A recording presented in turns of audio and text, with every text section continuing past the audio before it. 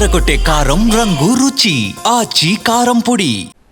మరోవైపు తిరుమల లడ్డు వివాదంపై ఆలయాల్లో వైసీపీ పూజలు చేస్తోంది. తిరుపతిలో భూమన కరుణాకర్ రెడ్డి హోమాన్ని చేపట్టారు. శ్రీనివాస ప్రసాద నిందా పరిహార హోమం చేస్తున్నారు భూమన. కుటుంబ సమేతంగా 50 మంది అర్చకులతో హోమం నిర్వహిస్తున్నారు. జగన్ని నాశనం చేయాలని లడ్డు వివాదాన్ని లేపారని భూమన అన్నారు. సిబిఐ సిట్టు విచారణలో జంతు కొవ్వు కలవలేదని తేలిందన్నారు. చంద్రబాబు పవన్ కళ్యాణ్ వల్ల శ్రీనివాసరెడ్డి ప్రసాదంపై పడిన నింద పోవాలని ఈ హోమం నిర్వహిస్తున్నామన్నారు భూమన కరుణాకర్ రెడ్డి.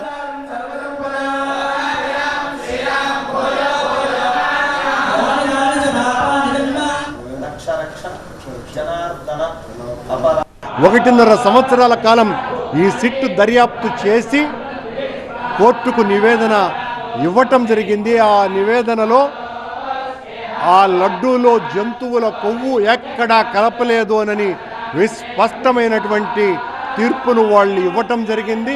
అంతే కూడా కాకుండా ఆ జరిగినటువంటి ఆ వెజిటబుల్ ఫ్యాట్ కలపటంలో రాజకీయుల ప్రమేయం లేనే లేదు. రాజకీయ ప్రమేయమైనటువంటి నేరస్తులు నేరము జరగనే లేదు.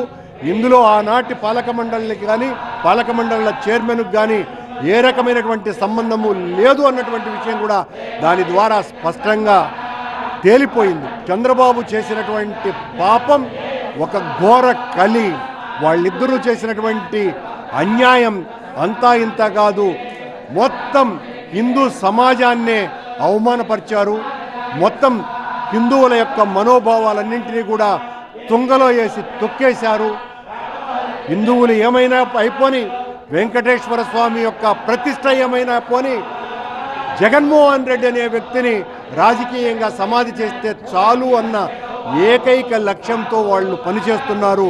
వాళ్ళు వెంకటేశ్వర స్వామి మీదనే వేసినటువంటి ఈ నింద, ఆ ప్రసాదం మీదనే వేసినటువంటి ఈ నింద పోవాలా అన్నటువంటి ఆలోచనతో శ్రీనివాస ప్రసాద నిందా పరిహార హోమాన్ని ఈ రోజున ఇక్కడ నిర్వహిస్తున్నాం. ఇప్పటికైనా చంద్రబాబుకు పవన్ కళ్యాణ్ గారులకు ఇద్దరికి వాళ్ళ మనసుల్లో పడ్డటువంటి కల్తీ, వాళ్ళ మెదడుల్లో పడినటువంటి ఆ కుళ్ళు ఈ హోమం ద్వారానైనా పోతుందేమోనని ఒక చిరు ఆశ. అందుకే ఈ హోమాన్ని